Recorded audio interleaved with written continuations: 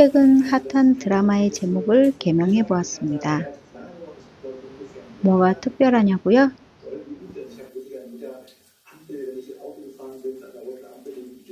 스위스에 아파트를 구매했습니다. 방 4개짜리 1층입니다. 한국식으로 치면 3층짜리 주택에 2층을 구매했다고 보시면 되겠어요. 하지만 아직은 그리고 앞으로도 은행 소유의 집이라고 봐야겠어요. 은행의 지분이 3분의 2를 차지합니다. 저희는 은행 대출 이자를 연 1%만 내고 이 집에 살고 있는 셈입니다. 월세에 비하면 확실히 저렴하긴 하지만 관리비라든지 세금 정산 시에 월세 대비 절약되는 금액에 대한 세금을 또 내긴 해야 해요.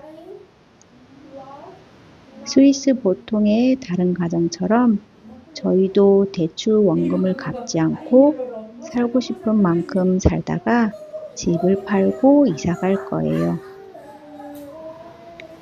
대출 원금을 갚지 않는 이유는요. 스위스에서는 집이 100% 자가가 되면 결국 세금이 그만큼 늘어나게 됩니다. 그래서 보통은 은행의 지분이 훨씬 많은 집에서 이자만 내고 사는 사람들이 참 많습니다. 이래도 자가라고 할 수 있을까요? 하지만 집을 구매함으로 해서 월세는 절약할 수 있어요. 스위스의 월세는 상상 그 이상입니다. 정말 사악하죠. 저희 건물의 지하에는 자전거를 보관하는 곳이 있고요. 그리고 지하에 자동차를 주차하는 곳이 있습니다.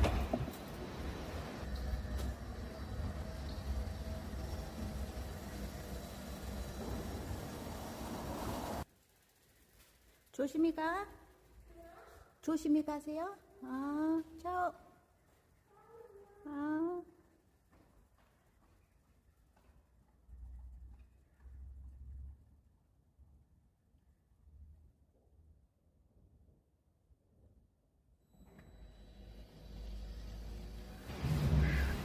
자, 이제 저도 출근을 해야겠죠? 저는 차로 출퇴근을 합니다. 제 차는요, 아주 오래되었고요. 약 9만 1000km를 뛰었네요.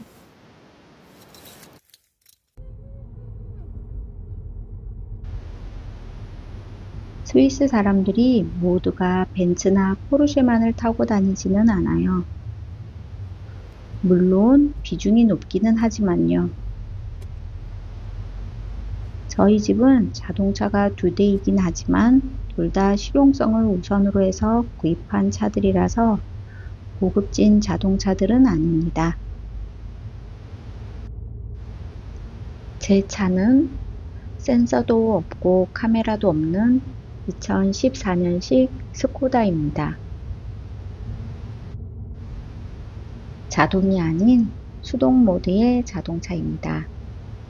연비도 좋고 작아서 제 마음에 쏙 들어요.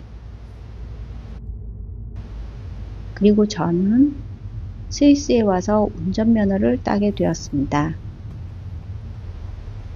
이전에 한 번도 운전대를 잡아본 적이 없는 데다 나이도 있고 운동도 전혀 안 하는 사람이라서 운전면허증을 손에 넣기까지 꽤 오래 걸렸어요. 얼마나 걸렸냐고요? 5년 만에 땄습니다. 결코 포기하지 않는 한국 엄마입니다.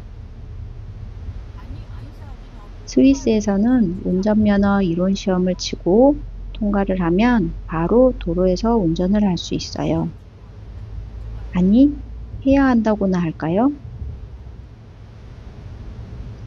한국처럼 따로 운전주행을 연습하는 곳이 없어요.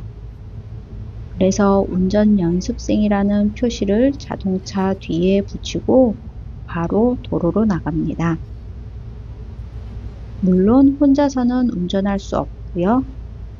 운전 연습 강사님 혹은 운전 경력자가 꼭 옆에 동행을 해야 해요. 매번 그렇게 연습을 하고 혼자서 운전을 할 수 있을 만큼의 실력이 되면 시험에 통과하게 됩니다. 남편의 자동차는 스위스에 와서 옛날 자동차를 어쩔 수 없이 바꾸게 되었어요. 그래서 그의 애국심에 이탈리아 국민 자동차 피아트 칭퀘첸토를 사게 되었는데요. 아이의 유모차를 싣기 위해서 SUV를 고르더라고요.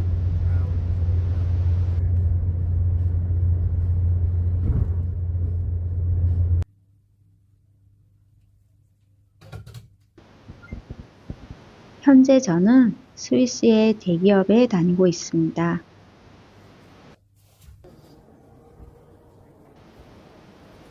2년 전에 비정규직으로 입사를 했고요.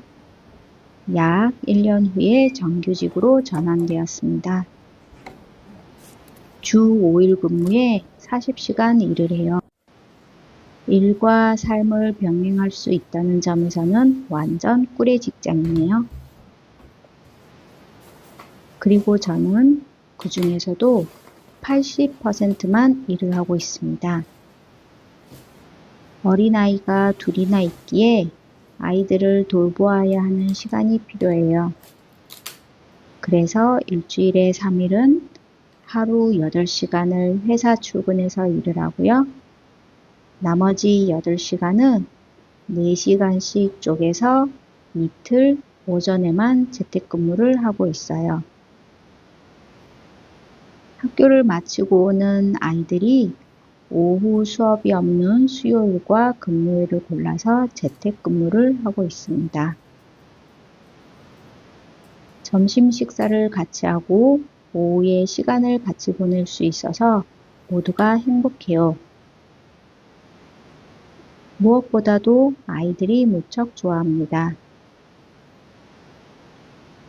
이전에 제가 100% 일을 할 때에는 아이들이 방과 후에 돌보미 교실에 가서 점심을 먹고 저녁 6시까지 저를 기다렸거든요. 어린애들에게 얼마나 지루한 시간이었을까요? 큰아이는 가끔씩 그때의 지난 이야기를 하면서 반나절을 돌보미 교실에서 있어야 하는 것은 상당히 힘든 일이라고 저에게 말합니다. 일하는 엄마라서 참 미안한 마음이 듭니다. 스위스에도 도우미께서 일주일에 일정 횟수만큼 가정을 방문하여 계약된 시간만큼 청소와 가정일을 해주는 서비스가 흔합니다. 저는 외부인이 제가 없는 동안 제 살림살이들을 살피고 관리하는 것이 그렇게 썩 내키지는 않습니다. 보통의 스위스의 워킹맘들은 일주일에 1에서 3회 살림의 크기에 따라서 2시간 혹은 4시간 정도의 도움을 받더라고요. 하지만 저는 우리 살림은 우리가 해야 한다는 주의라서 가족과 다 함께 집안일을 분담합니다. 물론 제가 시간적 여유가 있으니 집안일을 좀 더 하기는 하지만 그래도 시간이 모자라거나 집안일에 치여 살지는 않습니다.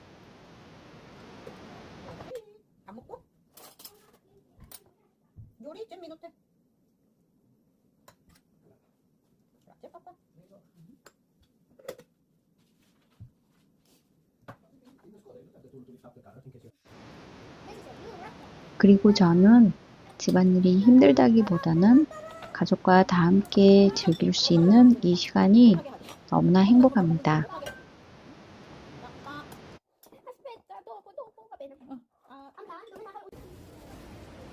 우리 가족은 생활비를 정해놓고 쓰지는 않아요.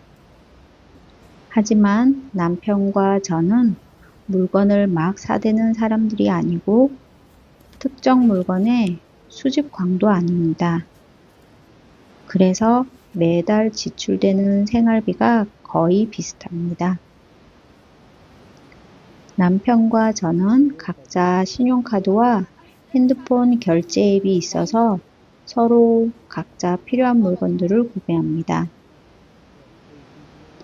하지만 월급 통장은 공동 명의로 하나로 묶여 있어요. 그래서 입출금이 매우 투명합니다. 브라보 빠빠. 굿 에듀케이션. 둘이 벌어서 4인 가족이 생활하니 엄마 에듀케이션. 생활비는 넉넉해요. 어디 갔지? 하지만 생활용품과 식재료는 저렴한 슈퍼마켓에서 주로 구매를 합니다.